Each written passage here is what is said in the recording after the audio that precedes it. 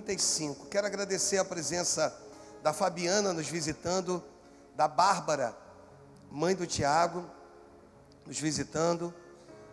Tem um pedido, de oração aqui para o Davi, neto do Alexandre e da Lúcia. Tá vendo, resfriadinho? É esse resfriado, né? Essa gripe, né? Melhor dizendo, né? Minha filha também, a menorzinha, também hoje não tem se sentido muito bem. Mas nós vamos orar. Eu quero fazer uma oração no final, e aí essa oração no final vai alcançar a nossa casa e a nossa família. Abra comigo a Bíblia, falei, né? Gênesis 35, versículo de número 16.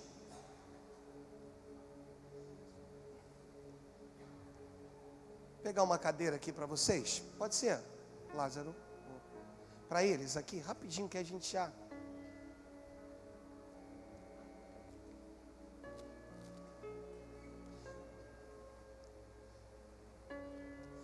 Aleluia. Hoje não tem um esboço, então eu só, na verdade, fiz uma marcação com aquelas canetas de cor, né? E vamos ver aqui o que o Papai do Céu vai falar conosco. Claro que tem uma ideia central na mente, com certeza. Esse texto aqui é bastante conhecido, porque é a história de Benjamim. E o texto fala assim, que partiram de Betel, e havendo ainda uma pequena distância para chegar a Efrata, deu à luz Raquel a um filho, cujo nascimento lhe foi ela penoso, diz o texto. E em meio às dores do parto, disse-lhe a parteira: não temas, pois ainda terás este filho. Ao sair-lhe a alma, porque morreu, deu-lhe o nome de Benoni, que significa filho da minha dor. O que significa Benoni? Mas aí chega o pai, Jacó chega e diz assim: não, negativo. Aí a parteira avisa assim, ela deu o nome de Benoni, filho da minha dor. Aí o pai chega e muda a história. Deixa eu repetir para você já pegar no início dessa mensagem o que Deus tem para você. A mãe vai lá, está morrendo, sentiu muitas dores, e ela vai lá e dá um nome para aquela criança. Ela diz: vai se chamar Benoni, filho da minha dor, filho da minha angústia.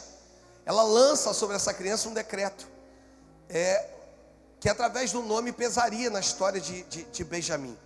E aí o pai chega e diz: ei, não. Então você pode levantar uma das suas mãos aí e receber o que eu vou liberar. Existe um Deus que muda decreto, porque Ele é o teu pai. Diga amém por isso. Você pode dar uma salva de palmas para Ele?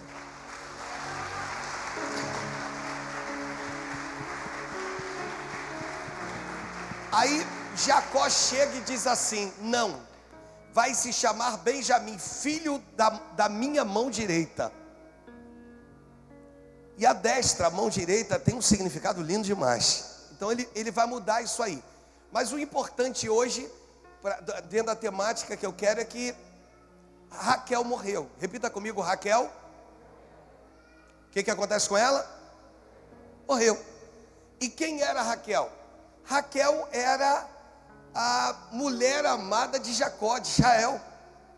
Então, imagina, deu a ele 2 filhos, e no último filho, esse filho Benoni, depois mudado o nome pelo pai de Benjamim, chamado de Benjamim, ela, ao dar à luz essa criança, a criança sobrevive, mas ela não suporta a dor e ela morre. Então até aí você entendeu? Diga amém, amados.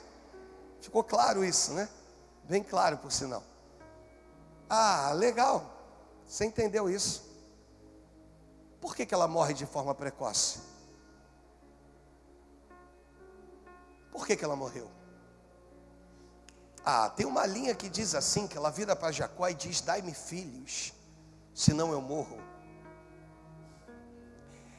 E Jacó, nesse momento, ele fica assim, meio que sem ter o que fazer, porque naquele tempo, quando a madre era interrompida, já expliquei sobre isso, significava que a mão de Deus estava pesando sobre a vida daquela pessoa. E é claro que você sabe muito bem que tanto Sara, como Rebeca e como Raquel era estéril. E que tudo isso fazia parte de um propósito. Legal, isso é bonito demais. Mas quando você se ampara nisso, parece que então eu não preciso fazer mais nada. Eu entendo que eu estou debaixo de um propósito, não precisa ter nenhum tipo de ação que vá mover a mão de Deus a meu respeito. Na verdade, Deus trabalha em conjunto comigo e contigo, amados. Não tem essa coisa, só você faz e só Ele faz e eu não faço nada. Não. Ele faz e a gente se movimenta. Repita comigo, existe um movimento no céu e existe um movimento na terra. Amém? Você entendeu? Tem coisas que Deus não vai fazer por você. É muito comum que alguém chegue para você, isso eu já ouvi há muitos anos atrás, né? Mas vou repetir essa frase, sem dar o autor dela, que alguém chegue para você e diga assim: pastor, abençoa a minha casa. E aí a gente entende e responde essa pessoa dizendo: abençoa você. Porque você tem poder e autoridade que lhe foi dado para abençoar. Você entendeu? Diga amém. Ser tu uma bênção. Ponto final. Então hoje eu quero tratar um pouquinho dessa história de alguém que morre precocemente. Mas por que morre? O que houve? O que faz? Que situação é essa? Ah, pastor, porque era propósito de Deus. É lindo isso. Quando a gente ouve isso, as pessoas: não, era propósito e tal, coisa e tal. E a gente, mas eu preciso acompanhar a história dela, a história de Raquel. E preciso entender algumas coisas. E para entender algumas coisas do capítulo 35, do versículo 16 em diante, eu preciso voltar lá ao 31, ao capítulo de número 31. No momento em que, a partir do seu versículo de número 11, do capítulo 31, que eu vou tentar aqui agilizar, porque como é um sermão textual, para não te cansar e a gente entrar onde a gente precisa. E o anjo de Deus me disse em sonho: Jacó, e eu respondi: eis-me aqui. Ele continuou: levanta agora os olhos e vê, todos os machos que cobrem o rebanho são listados, salpicados e malhados, porque vejo tudo que Labão te está fazendo. Eu sou o Deus de Betel, onde ungiste uma coluna, onde fizeste um voto. Levanta-te agora e sai desta terra e volta para a terra da tua parentela. Jacó aqui, ele vai obedecer a Deus. Se você pegar todo um contexto, você vai entender. E ele aqui vai simplesmente obedecer ao Senhor. Aí, no versículo de número 14, começa aqui uma história. Porque então responderam Raquel e Lia e lhe disseram: ainda para nós parte ou herança na casa de nosso pai? Não nos considera ele como estrangeiras, pois nos vendeu e consumiu tudo que nos era devido? Porque toda a riqueza de Deus tirou de nosso pai e é nossa e de nossos filhos. Agora, pois, faze tudo o que Deus te disse. Ela vai, junto com Lia, pleitear uma herança. Ela vai virar e vai dizer assim: poxa, mas que negócio é esse? A gente não tem direitos? Não temos nós direitos sobre a herança de nosso pai? Nós vamos, em outras palavras, sair daqui nós, com uma mão atrás e outra na frente? Mas elas entendem que Deus havia falado com ele. E a Bíblia diz que ele se levanta de madrugada e ele foge. Faz montar seus filhos, suas mulheres em camelos, como diz o texto, e levou todo o seu gado, todos os seus bens, que chegou a possuir. É interessante porque ele ganha o nome de usurpador, né? Um codinome, que na verdade não é o seu significado, de enganador, mas ele era uma pessoa extremamente correta. ele não vai levar uma vírgula daquilo que não lhe pertencia. Ele sabia aquilo que lhe pertencia, e ele também sabia aquilo que não lhe pertencia. E isso é muito importante. E ele vai levar tudo, que chegou a possuir o gado, a sua propriedade que acumulara em Padã Arã. E o texto vai prosseguindo, versículo de número 19, diz assim: tendo ido Labão fazer a tosquia das ovelhas, o que o texto diz? Que Raquel furtou os ídolos do lar que pertenciam a seu pai.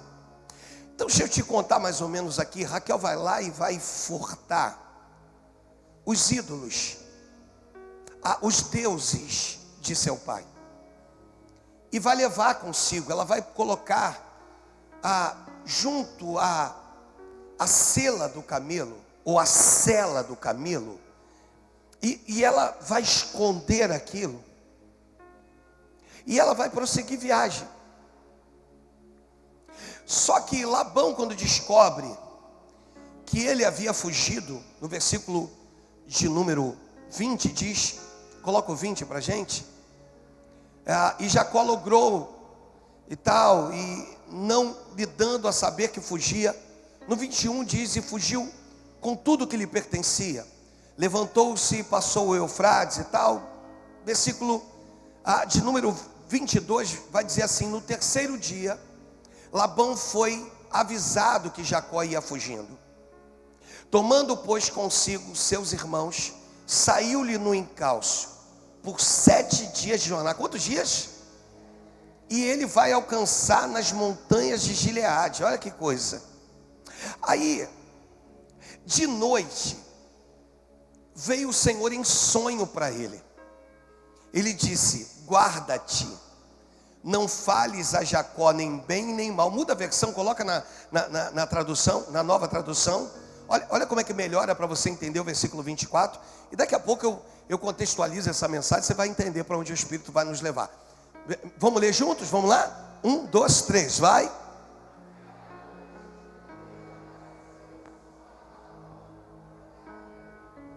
Dizendo, e disse assim: o que ele diz? Não faça nada a Jacó. Aí ele teme. Aí ele se preocupa, Labão se preocupa. Porque agora o Senhor vai virar para ele e vai dizer assim: ó, cara, não faz nada com ele. No versículo 25 ele vai alcançar. Alcançou, pois, Labão a Jacó. Aí ele vai montar uma tenda próxima, aquela coisa toda. Aí no 26, eu preciso contextualizar isso, porque isso aqui também é muito interessante. Olha o que diz o 26. E disse Labão a Jacó: que fizeste? Que me lograstes e me levaste minhas filhas como cativas pela espada? O que você fez, cara? Você não precisava fugir. O que você fez? Aí o texto continua, vai. Porque fugiste ocultamente e me lograste, e nada me fizeste a saber, para que eu me despedisse com alegria, e com cânticos, e com tamboril, e com harpa. Muda a versão, volta. Muda essa versão do 27 para a gente. Coloca na nova tradução isso. Porque você me enganou, fugindo desse jeito, sem me dizer nada. Se você tivesse falado comigo, eu teria preparado uma festa alegre, de despedida, com canções, acompanhadas de pandeiros e de liras. O que houve com você? Por que você fez isso? Por que você agiu de forma tão inconsequente? O que houve? E ele continua dizendo, vai, você nem me deixou beijar os meus netos. Pode continuar nessa versão. E as minhas filhas. O que você fez foi coisa de gente sem juízo. Muda a versão para outra, para a Ara. Eu gosto dessa parte da Ara também, que vai dizer assim, ó, porque não me permitiste beijar os meus filhos e as minhas filhas, nisto procedeste insensatamente. Cara, tu é louco. Você percebeu que você fez? Você viu o que você fez? Você tomou decisões tão inconsequentes? Aí ele vira assim, ainda nessa versão, e vai dizer assim: há poder em minhas mãos para vos fazer mal, mediante a tua ação. A tua ação me daria poder para vos fazer mal, porém, mas o Deus de vosso pai me falou ontem para não te fazer nenhum mal. Então entenda bem, quando vem uma ordem do céu para Labão, não mate. Quando vem uma ordem do céu para Labão, proteja-o. Quando vem uma ordem do céu para Labão, permita que ele viva, não toque na sua vida, mantenha íntegra a sua vida. Essa foi a ordem do céu para Labão, e ele entende isso e não vai tocar em Jacó. Até aí a igreja me acompanha? Tá dando aí, por ser um sermão textual, ele é um sermão, talvez mais explicativo.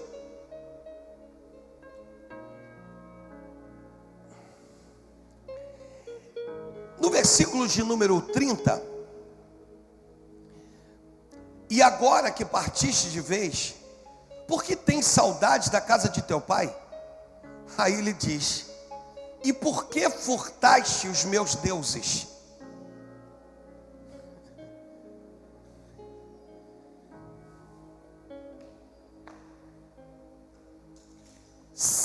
Não há uma coerência, porque eu sei o Deus que você serve. Por que você resolveu furtar os meus deuses? Por que você resolveu tocar onde você não devia de tocar? Porque se você tem a sua crença, eu tenho a minha. Por que você roubou eles? Aí a resposta dele vai respondeu-lhe Jacó. Primeiro ele vai dizer o porquê que ele fugiu. Ele vai dizer assim: porque tive medo, pois calculei não suceda que me tome a força as filhas. Ele falou assim: sabe por quê? Você já me enganou uma vez, me enganou outra. Eu imaginei que se eu te comunicasse, você ia me tomar as suas filhas, Raquel e Lia. Eu não ia poder ir com as minhas esposas embora. Então, por medo, eu agi desse jeito. Ele vai aqui dizer o porquê que ele saiu, porquê que ele foi embora daquela maneira. Só que os versículos posteriores, ele vai dizer assim: baseado na minha integridade, baseado em quem eu sou, ele vai lançar uma palavra: não viva aquele com quem achares os teus deuses.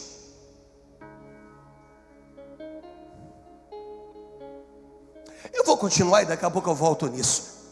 Verifica diante de nossos irmãos o que te pertence e que está contigo, e leve-o contigo, pois Jacó não sabia que Raquel os havia furtado.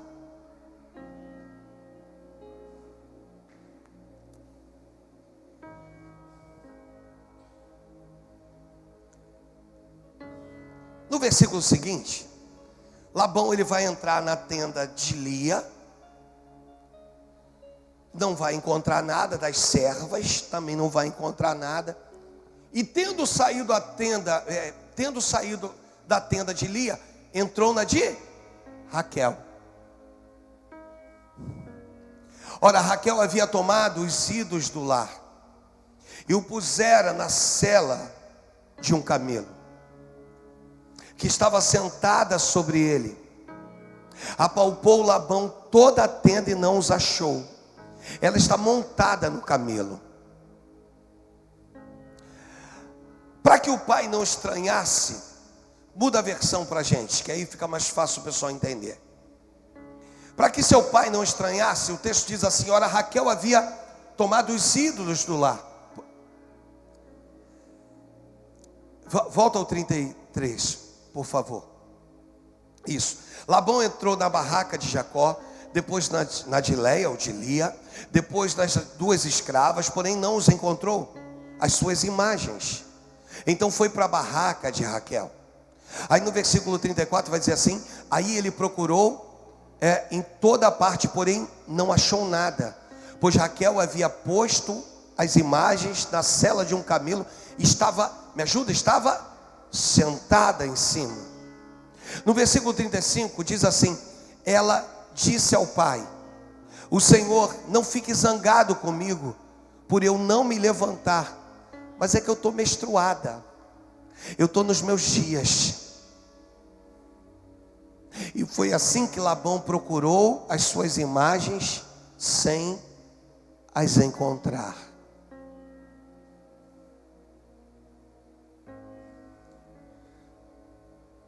Por que ela morre precocemente?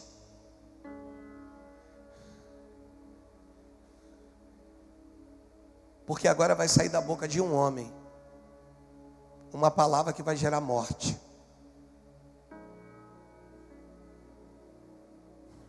Baseado na integridade dele, naquele momento, ele vai dizer assim: que morra aquele com quem estiver os seus ídolos, os seus deuses.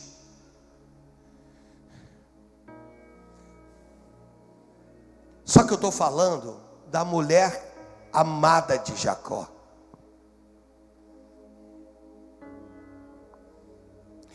E eu quero te levar a entender. Quando Tiago vai dizer que de uma boca procede bênção e maldição, ele vai dizer assim: não era para ser desse jeito, mas de uma fonte só jorra um tipo de água, ou vai jorrar água doce ou amarga. Quando eu entendo esse texto para tratar de família aqui, nas duas últimas terça-feiras do ano, essa e mais uma, eu te levo à compreensão do poder que tem uma palavra.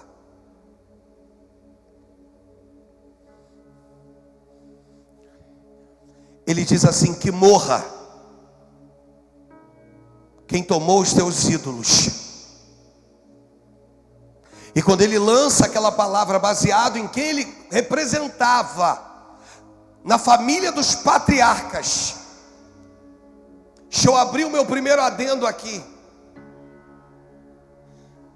Já ouvi isso de algumas pessoas, homens de Deus, que foram lubridiados de alguma maneira, e que ainda como homem de Deus lançam uma palavra sobre lugares, e dali por diante os lugares nunca mais funcionam como funcionaria, ou como funcionava anteriormente, ou como deveria de funcionar.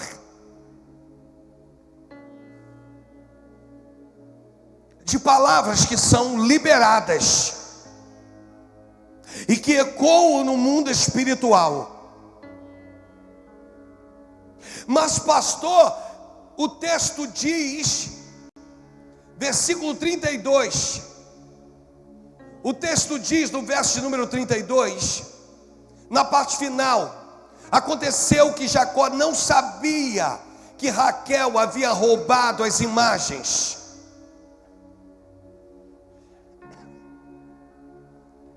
Se ele soubesse, ele não faria. Legal. Se você soubesse o poder da palavra que sai da tua boca, você também muitas delas não diria.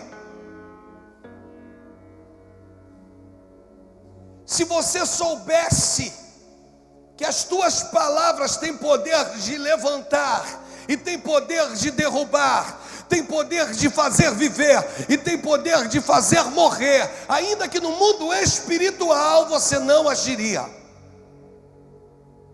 ou agiria com mais intensidade, com mais fé. a amada de Jacó vai morrer de forma precoce.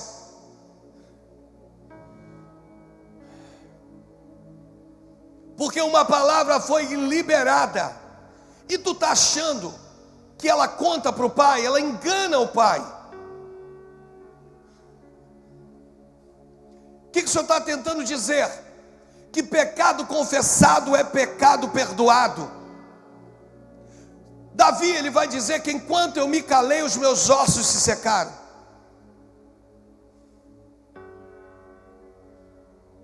Se confessarmos o nosso pecado diante do justo juiz, ele será tido por justo em perdoar as nossas iniquidades e nos perdoar dos nossos pecados.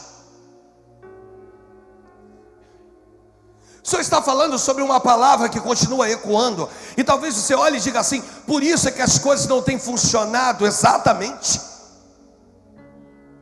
porque você não entendeu o que o Evangelho de Mateus capítulo 16 versículo 18 nos mostra, através do próprio Cristo. Também tu és Pedro, sobre essa pedra edificarei a minha igreja, e as portas do inferno não prevalecerão contra ela. Dar-te-ei as chaves dos reinos dos céus, e o que ligares na terra terá sido ligado no céu ou nos céus, e o que desligares na terra terá sido desligado nos céus. Deus está falando sobre palavras que ecoam no mundo espiritual.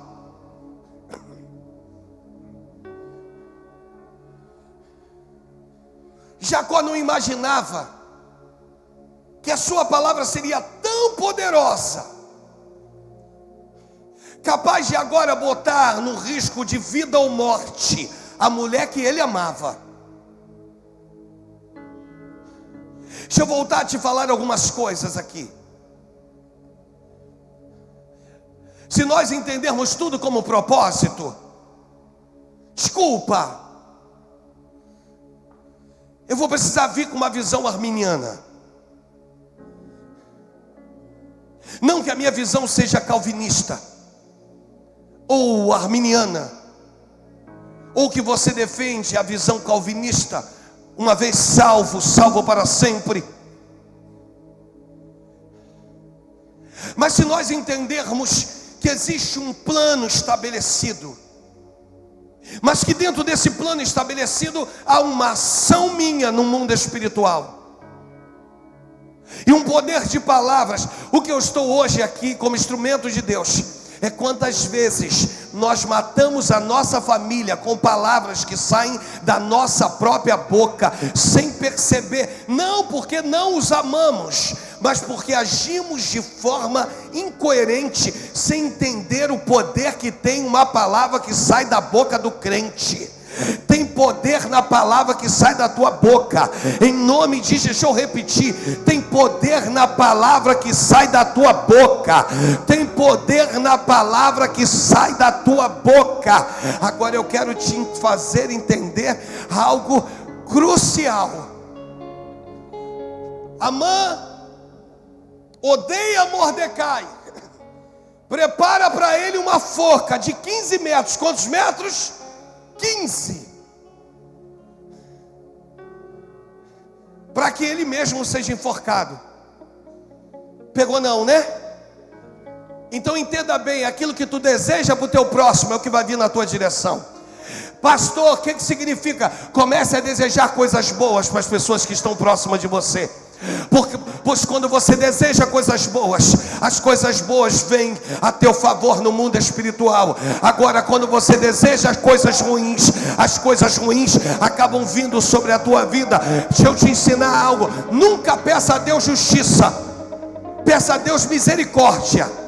Por quê? Porque o Deus que eu sirvo, baseado na palavra, Ele diz: olha, o nível de justiça de vocês é diferente do meu. Justiça para vocês é como um trapo de imundícia, não serve para nada. Mas a minha justiça, quando eu ajo poderosamente, quem pode livrar o homem da minha mão poderosa? Hoje Deus está dizendo: deixa eu abrir um outro adendo aqui.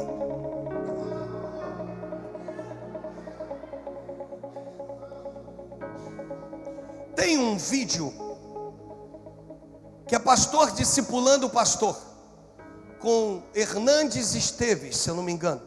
Ele é o pastor que está pregando. Em uma das suas mensagens, nesse vídeo, ele começa a dizer assim, é uma reunião de pastores, é uma reunião de... E ele começa, e ele vira para os pastores e diz assim, olha, vou ensinar a vocês o que vocês não devem fazer. E ele começa a colocar, a pontuar algumas coisas. Dentre elas, ele diz assim, olha, eu me dediquei tanta à obra que eu não vi as minhas filhas ficarem mocinhas. Eu não vi elas crescendo. Era viagem para lá, viagem para cá, vai para um lado, vai para o outro. Ou seja, quem não cuida da sua própria casa é pior que o descrente. Que eu não vi. Mas o que ele fala que é crucial foi um dia ele chega em casa e encontra a sua esposa, que era alegre, chorando, aos prantos. E ele diz que ela está chorando copiosamente. E ele chega para ela e diz assim, amor, o que houve? E ela vira e diz assim, chegou um diagnóstico aqui. Eu estou com câncer de mama. E ele falou que aquilo entristeceu tanto ele, abateu a família. E eles começaram a se tratar em hospitais, ela foi se tratando e tal. E o mastologista dela, depois de fazer uma cirurgia, extrair o tumor e perceber que aquele tumor era um tumor benigno e não maligno, ainda que fosse um câncer. Depois da mulher tratada, ele chama o marido, o pastor. Lá no ambiente onde ele atendia as pessoas, ele conta que ele foi o último a ser atendido, que o primeiro doutor atendeu todas as mulheres. E depois, ele até brinca nisso, mas uma brincadeira que eu não vou brincar. Ele vai dizer tal, e aí chegou a minha vez, ele foi o último, ele me deixou por último. Ele conta que ele falou assim, poxa, ele me deixou por último. Eu, um homem renomado, porque ele era um médico renomado, mas eu era um pastor renomado. Que negócio é esse de me deixar por último? E aí ele sentou de frente para o médico virou para ele e disse assim, olha, eu quero te falar algo. Eu analisei a árvore genealógica. Aqui é para os maridos agora, para os homens e para você que está me assistindo aí. Eu analisei a árvore genealógica da família da tua esposa. Ninguém, nem bisavó, nem vó, nem tia, nem mãe, ninguém tem histórico de câncer. E aí ele falou que o médico olhou para ele nos olhos e disse a ele o seguinte, o que você tem feito com essa mulher? Na sua igreja, como os diáconos da sua igreja têm tratado a sua esposa? Por que você adoeceu essa mulher? Ainda dentro do meu adendo, eu continuo na minha história. Quantas mulheres doentes.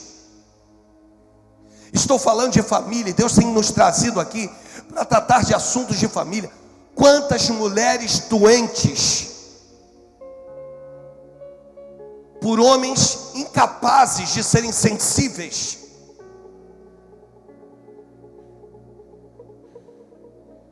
que se acham certo o tempo todo, que são dono da razão. E o médico vira para ele e diz assim, olha, eu tenho algo para te falar. E ele foi falando que ele foi ficando chateado, tá? Que ele com ele mesmo, ele disse assim, que negócio é esse?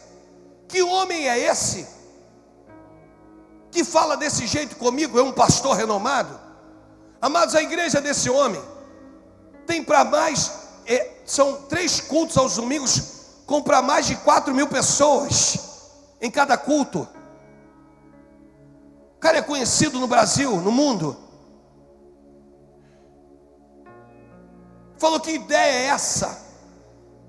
E ele disse assim, o médico olhou nos meus olhos, dê-me toda a tua atenção. E o médico olhou nos meus olhos e disse assim, olha, pastor, tu és a cura dela, ou tu és a doença dela. Ele voltou para casa traumatizado com aquilo. Pois aquilo que sai da nossa boca tem poder de cura, tem poder de trazer transformação, e tem poder de trazer maldição, morte.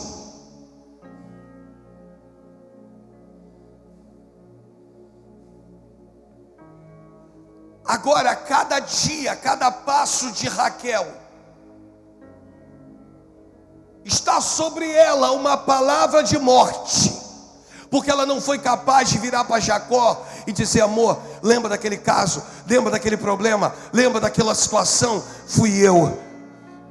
E ele com certeza invocaria o Deus que ele servia, e negativaria palavras de morte que estava sobre a vida daquele com quem fosse achado os ídolos do pai dela. Quais são as palavras que têm saído da tua boca?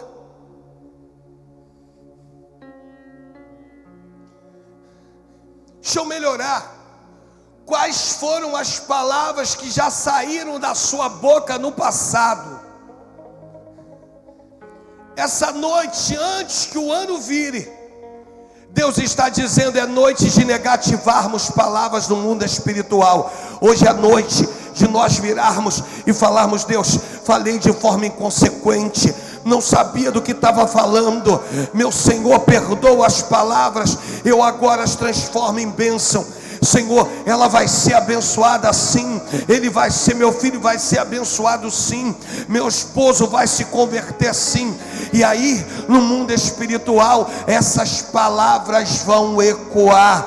Você está entendendo? E aquilo que é maldição vai ser transformado em bênção. Essa noite é a noite de, no mundo, deixa eu falar de novo, no mundo, no campo espiritual, onde palavras e decretos foram lançados sobre vidas daqueles que estão aqui. Pastor, mas meu pai já morreu, minha mãe já morreu, mas Deus está trazendo a tua memória, para que no mundo espiritual tu diga: Pai, eu perdoo eles, por eles terem dito isso a meu respeito. Mas no mundo espiritual, eu quero poder te pedir, Senhor, que sobre a minha tenda não vale nenhum tipo de encantamento. Às vezes, sogras lançaram palavras, pessoas, porque um casamento ruiu, e aí entristeceu alguém, e aí alguém vai lançar uma palavra contra a tua vida. Mas eu quero te dizer que no mundo espiritual também existem anjos aguardando um decreto novo que vai sair da nossa boca hoje. É vida, é vida, é vida, é vida que precisa sair hoje, e não morte, e não morte.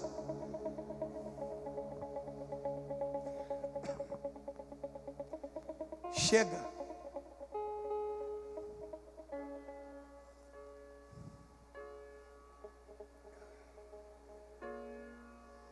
De perdermos quem nós amamos.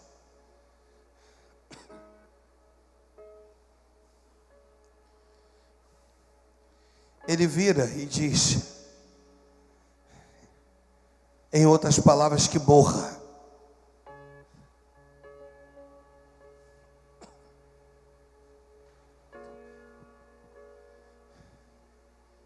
Que morra.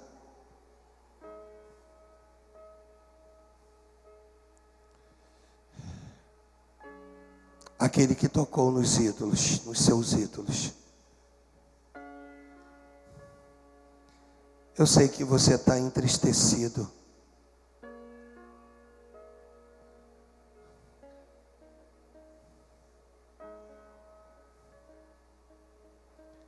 Entristecida.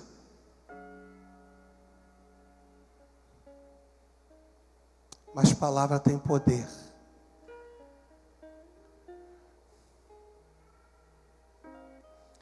Agora você entende por que muitas vidas não funcionam? Agora você entende por que a gente tem tido êxito, às vezes, nos nossos atendimentos que fazemos? Por quê? Porque eu descobri que a maioria dos problemas não são problemas atuais, são problemas antigos. E o que eu procuro fazer no meu atendimento? É pegar você e te levar de forma consciente, não é inconsciente, pelo amor de Deus. Não faço regressão, nada disso. É pegar você de forma consciente e te levar lá atrás. Pois depois do dia em que essa palavra foi lançada para a sua vida, nada mais funcionou.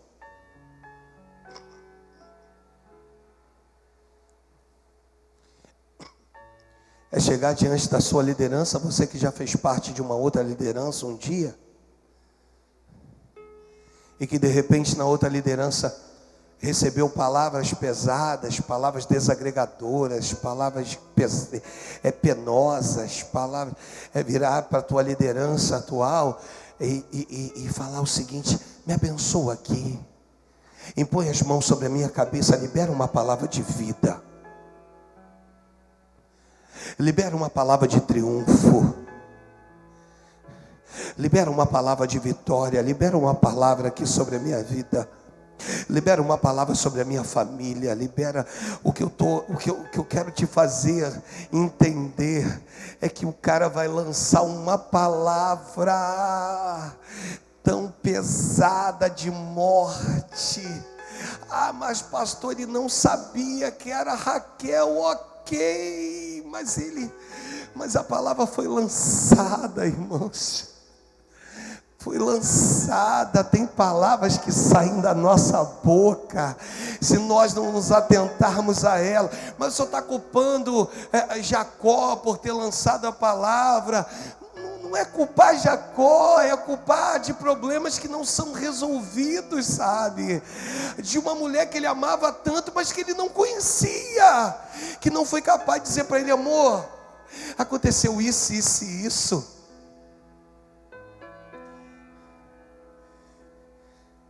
Chegar diante dos olhos da sua esposa e falar: amor, é isso aqui, ó. Chegar diante dos olhos do seu esposo e falar: amor, é isso aqui, ó, que eu preciso, é isso aqui resolve meus problemas, isso aqui resolve. Sabe por quê? Porque às vezes você quer resolver a vida dos outros com a tua vida toda bagunçada. Às vezes você quer ser instrumento para alguém, mas tua vida está de ponta cabeça, tá um verdadeiro caos. E aí tu não consegue resolver. Por quê? Porque você não foi resolvido ainda. E Deus hoje quer pegar essa mensagem, quer te resolver, sabe? Ele vira e diz assim: se eu te resolver, você resolve. Deixa eu fazer os homens entenderem mais uma vez, porque é bom pregar para a gente mesmo, né? O apóstolo Pedro vai dizer que se eu não tratar bem, ou muito bem, o vaso mais frágil, que é a minha esposa. Aqui, maridos, tua esposa quer segurança. Não adianta, no final, você bater no peito e falar: tem que ser do jeito que eu quero, tem que ser da maneira que eu quero, e ter do teu lado uma pessoa que vive em cativeiro. Os maiores problemas hoje, com síndrome do pânico, com depressão, com com palavras que ecoam dentro delas. Por isso as mulheres vivem fragmentadas. Por isso elas não conseguem, sabe? Não estou aqui generalizando, mas estou te mostrando, baseado em atendimentos que eu faço ao longo de 14 anos de ministério. Não é hoje nova unção, não. São 14 anos. Você pode liberar uma palavra de cura para a tua casa. Você pode liberar uma palavra. E quando você libera uma palavra de cura, quando você cuida dos meus, eu cuido de você. Quando você libera uma palavra de cura para quem te persegue, quando você libera uma palavra de bênção para quem te persegue, automaticamente Deus Deus pega, toca na pessoa e aquilo se volta para a tua vida como bênção. Deus diz: é isso que eu queria, é entender Jó. Sabe, já viu alguém que aposta em alguém? Claro que você viu. Hoje em dia isso é tudo muito comum, até muito comum na vida dos crentes. Nem deveria, mas vou pular essa parte. Mas você já viu alguém que aposta em alguém? Beleza. Aí a gente vai ver no Gênesis, não coloca não, o Senhor virando e dizendo assim: jurei por mim mesmo que tu não me negarias o teu único filho. Quer ver uma outra aposta que Deus faz? Deus vira e diz assim, ó, quando eu falar você vai lembrar de quem é que eu estou falando. Diz assim: tá vendo meu servo? É íntegro, temente, se desvia do mal. Ah, mas você dá tudo para ele. Faz o seguinte: pode tocar em tudo, só não vai tocar nele, pois ele não vai blasfemar contra mim. Você está entendendo? Existe um Deus que aposta em você, que aposta na tua família, que aposta no teu lar. Deus não quer um lar fragmentado. Deus não quer um lar destruído. Deus não quer, porque teus filhos são reflexos da tua casa. Seus filhos estão te vendo, sabe? E eles são reflexos do teu lar, reflexos da tua casa. Deus hoje está dizendo: você pode mudar esse quadro, você pode mudar essa história. Comece a liberar palavras de vitória. Começa a declarar: Deus, se um dia eu liberei palavras de maldição, eu quero tirá-las, eu quero retirá-las, eu quero te entregar nas tuas mãos. Sabe como é que eu voltei para Jesus? Depois de separado da minha esposa, sabe como é que foi? Ela mudou a oração. Irmãos, quando tu muda a oração, muda tudo. Porque até então é Deus, faz ele entender. Aí ela mudou a oração: Senhor, eu não quero mais ele para mim não, mas eu não abro mão que ele seja teu. Só que a Bíblia diz, o apóstolo Paulo vai dizer, que Deus faz infinitamente mais de tudo quanto pedimos ou pensamos, que nele está todo querer e todo realizar. E ela começou numa campanha de oração com umas benditas irmãs do Pai, pastora Rosimar e outras. E elas dobravam o joelho à tarde e diziam: Jesus, eu quero ele para o Senhor. Quando a oração mudou, quando o discurso mudou, veio resposta de Deus. Quando o discurso muda, vem resposta de Deus para a tua vida. É por isso que há muita morte entre nós. Não estou dizendo no plano físico não, estou dizendo no campo espiritual. Por causa de palavras que foram ditas. E aí, o que acontece com Raquel? Precocemente, ela morre precocemente. Me ajuda, ela morre. Melhor, o pastor diga assim: ela morre antes da hora. Ela morre por causa de uma palavra que foi liberada. Deixa eu falar para vocês. Chega disso na nossa família. Está próximo da tua esposa aí, está próximo de alguém da tua casa, libera uma palavra de vida para ela. Diga assim: eu declaro para você, em nome de Jesus, que a tua vida vai ser diferente de tudo aquilo que até mesmo eu vivi. Você vai viver coisas novas em Cristo. É o poder de uma palavra. Repita comigo: palavra, sela, decreto.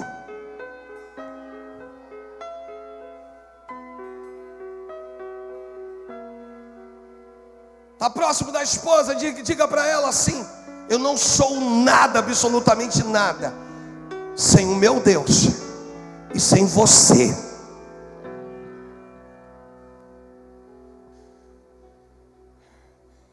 Diga: eu não sei o que seria de mim se você não acreditasse em mim. São palavras que eu falo aqui, minha esposa está ali. E vou declarar, irmãos, se isso aqui for um fingimento, for uma utopia, for coisa, ela pode se levantar aqui e me envergonhar na frente de vocês.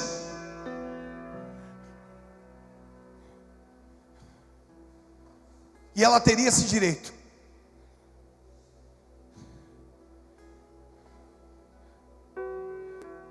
Mas sem ela do meu lado,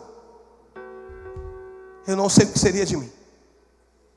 Quando minha esposa infartou, eu disse para Deus: se o Senhor levá-la, fui inconsequente.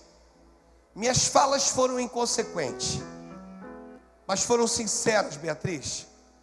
Eu disse: se o Senhor levá-la, eu largo tudo. Abandono o ministério e igreja. A opção é do Senhor, pois o Senhor é soberano, eu não posso brigar contigo. Mas se o Senhor levá-la, ainda que eu morra, ainda que eu amanhã por abandonar vá para o inferno, desculpa as minhas palavras, eu disse: Deus não é justo. É claro que tem coisa que Ele vai olhar do alto e vai dizer: filho,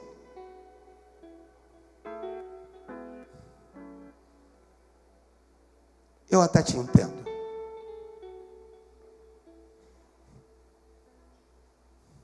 Mas como eu tenho propósito ainda com ela nessa terra, não vai ser a tua oração que vai mover a minha mão. O que vai mover a minha mão é o propósito, que é maior do que a tua oração. Eu não sei o que teria sido feito, mas eu sei que palavras do mundo espiritual têm peso. E hoje você não veio aqui à toa. Olha para mim, por favor. Se tu vive mal, vive de engano, vive de fachada, vive como uma parede que precisa ser pintada o tempo todo, portas que precisam ser pintadas, ferrolhos, fechaduras que precisam ser trocadas. Deus quer mudar a sua história hoje. Deus quer mudar a história do teu casamento hoje. Quando eu voltei para casa, eu disse: Deus, e agora? Tem algumas coisas aqui dentro que não estão muito bem resolvidas. E o Espírito ministrou no meu coração e disse assim: seja primeiro o que tu nunca foi. Eu disse: como assim, pai? Seja amigo dela que tu nunca foi. Seja cúmplice com ela que tu nunca foi. Faça a parte que você pode fazer. E deixa que quanto a sentimento, a amor, deixa que eu me encarrego de tudo isso. Deus está dizendo: faz você a tua parte e deixa que Deus faz a dele.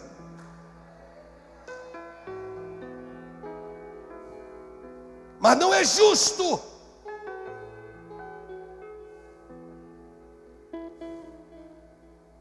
Não teria sido melhor se ele tivesse orado, tivesse dito: Deus, me revela quem roubou esse ídolo? E Deus não ia revelar, pastor? Claro que ia.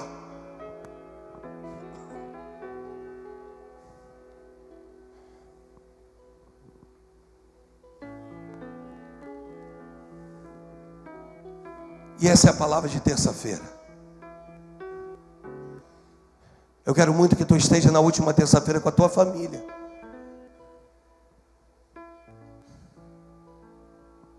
Mas hoje nós vamos sair desse ambiente, desse lugar, liberando palavras de vida.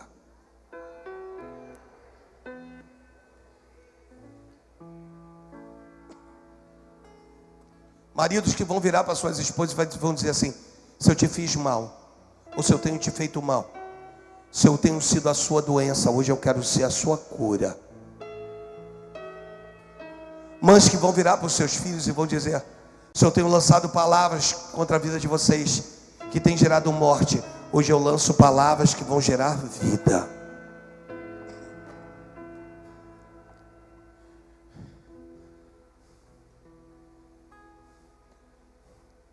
Fique de pé em nome de Jesus.